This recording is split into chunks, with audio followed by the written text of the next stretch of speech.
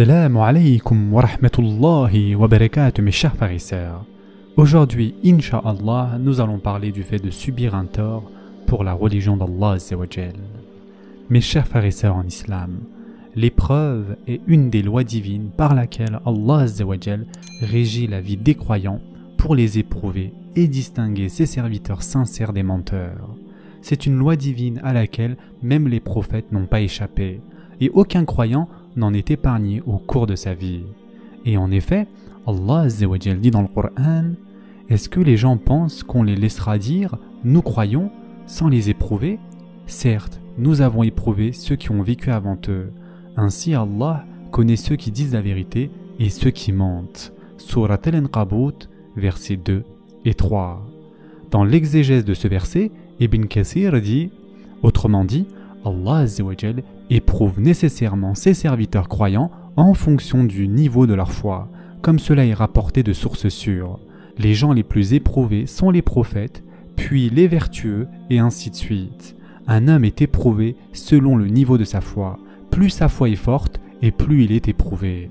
Et Allah Azza wa Jal dit même dans un autre verset: comptez-vous entrer au paradis sans qu'Allah ne distingue parmi vous ceux qui luttent et qui sont endurants? Surat Al-Imran, verset 142.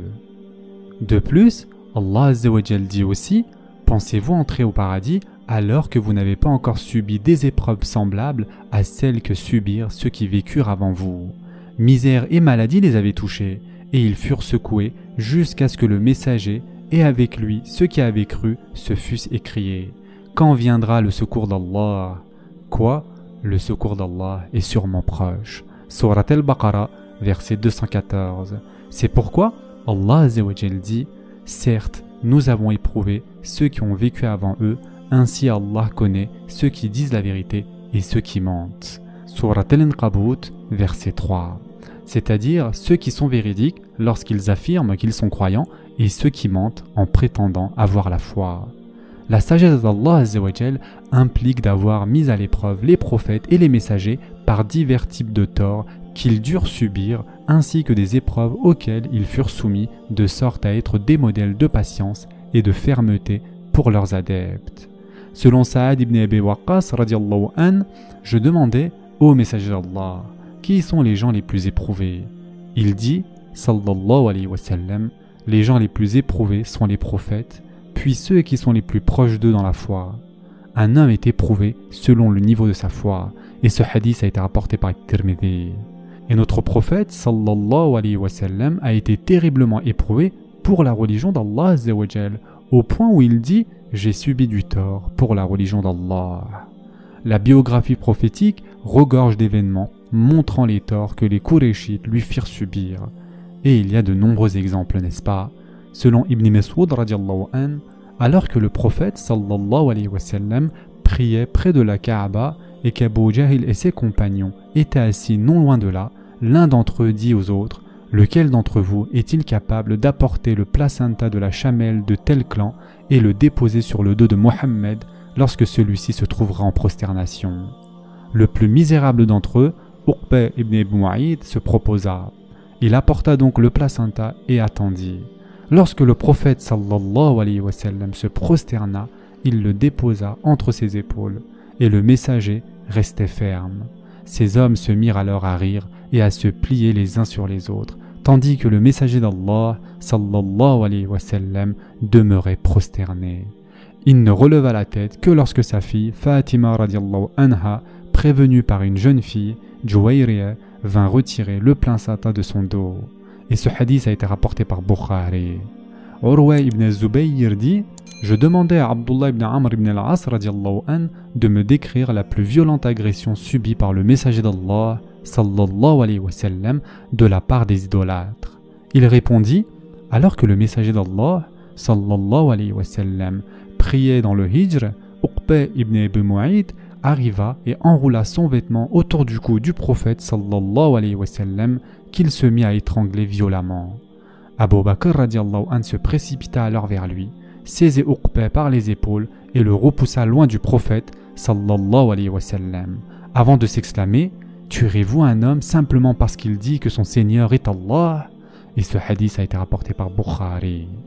Quant à Aïcha radiallahu anha, relate qu'elle interrogea le prophète sallallahu alayhi wa sallam en ces termes. As-tu connu un jour plus éprouvant que celui de la bataille de Uhud?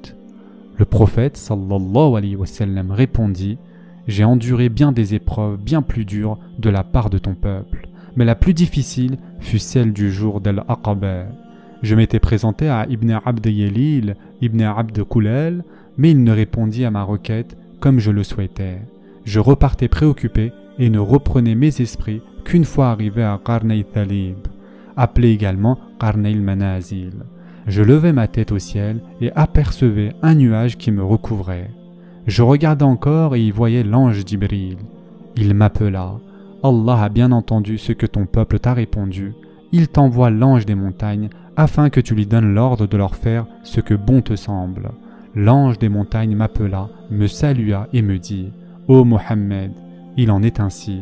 Si tu souhaites que je les écrase entre ces deux montagnes, je le ferai. Il s'agit de deux montagnes de la Mecque. Et Broubaïs est celle qui lui fait face. Mais il lui répondit: Je préfère leur accorder un sursis en espérant qu'Allah leur accordera une descendance qui adorera Allah seul sans rien lui associer dans son adoration. Et ce hadith a été rapporté par Bukhari. Dans l'un de ses ouvrages, Ibn Hajar a dit: Ce hadith nous apprend quelle était la compassion du prophète sallallahu alayhi wa sallam envers sa communauté et à quel point il faisait preuve de patience et d'indulgence. Selon Anas ibn Malik radiallahu an, le prophète sallallahu alayhi wa sallam a dit: J'ai subi du tort pour la religion d'Allah comme personne n'en a subi, et on m'a menacé de torture et de mort pour la religion d'Allah, pour la faire triompher, comme personne ne l'a été. Durant 30 jours, moi et Bilal n'avions pas de quoi manger, si ce n'est ce que pouvait porter Bilal sous ses épaules. Et ce hadith a été rapporté dans le Musnad de l'imam Ahmed. Le sens de son propos est que Bilal radiallahu an était son compagnon à cette époque et qu'il ne disposait que de très peu de nourriture, uniquement ce que Bilal pouvait porter sous son aisselle. Mes chers frères et sœurs en islam, Al-Munawi a dit: Le prophète sallallahu alayhi wa sallam dit qu'il a subi du tort pour la religion d'Allah, c'est-à-dire pour avoir manifesté et élevé la parole d'Allah.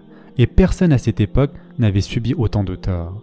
C'est même lui contre qui se focalisaient les attaques, puisqu'ils interdisaient aux gens de s'adonner au culte des idoles et leur ordonnaient d'adorer uniquement le Seigneur tout miséricordieux. Mes chers frères et sœurs en islam, les mécréants de Quraysh ne se sont pas contentés de causer du tort avec force sur les plans psychologiques et physiques au prophète sallallahu alayhi wa sallam, ils sont allés au-delà de cela en complotant afin de le tuer. Selon Abdullah ibn Abbas radiallahu an, les notables de Quraysh se sont réunis autour de la pierre noire et ont conclu un accord pour lequel ils ont juré sur leur divinité, Al-Lat, Al-Uzza, Manat, le troisième de Na'ila et Isaf, des divinités qu'adoraient donc les Qurayshites. Ils dirent: si on voyait Mohammed, on se leverait pour le tuer comme un seul homme et on ne le laisserait pas jusqu'à ce qu'il soit mort. Sa fille Fatima radiallahu anha arriva en pleurant et entra auprès du prophète sallallahu alayhi wa sallam et lui dit: Les notables de Quraysh ont passé un accord. S'ils te voient, ils te tueront. Chacun d'eux sait la part du prix du sang qu'il devra payer. Mais il répliqua, sallallahu alayhi wa sallam: Ma fille, donne-moi de quoi faire mes ablutions. Il fit ses ablutions, puis alla à la mosquée. Et lorsque les hommes de Quraysh le virent, ils dirent: C'est lui. Mais ils baissèrent les yeux et ramenèrent leur menton sur leur poitrine, et les voilà immobiles de peur. Ils ne relevaient même pas leurs yeux, et aucun d'eux ne se leva vers lui. C'est plutôt le prophète sallallahu alayhi wa sallam qui se leva devant eux. Il jeta une poignée de terre en direction des mécréants en disant: Que ces visages soient enlaidis. Allah azza wa jal fit en sorte que tous les mécréants touchés par cette terre furent tués le jour de la bataille de Badr en mécréants. Et ceci a été rapporté par Ahmed.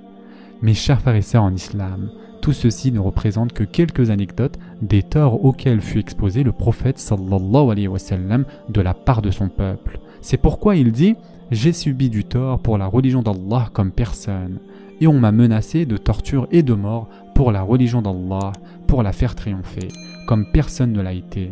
Et malgré tout ce que son peuple a pu lui faire subir, cela ne le fit pas faiblir. Au contraire, il resta ferme et constant dans sa prédication, patient face à son peuple espérant qu'ils se convertissent à l'islam et qu'Allah Azzawajal fasse sortir de leur descendance des gens qui lui vouent un culte pur et ne lui associent rien. Et c'est là une des leçons très importantes de la biographie du prophète sallallahu alayhi wa sallam. Ce sera tout pour aujourd'hui. En attendant, prenez soin de vous mes chers frères et sœurs et à très prochainement, Inch'Allah.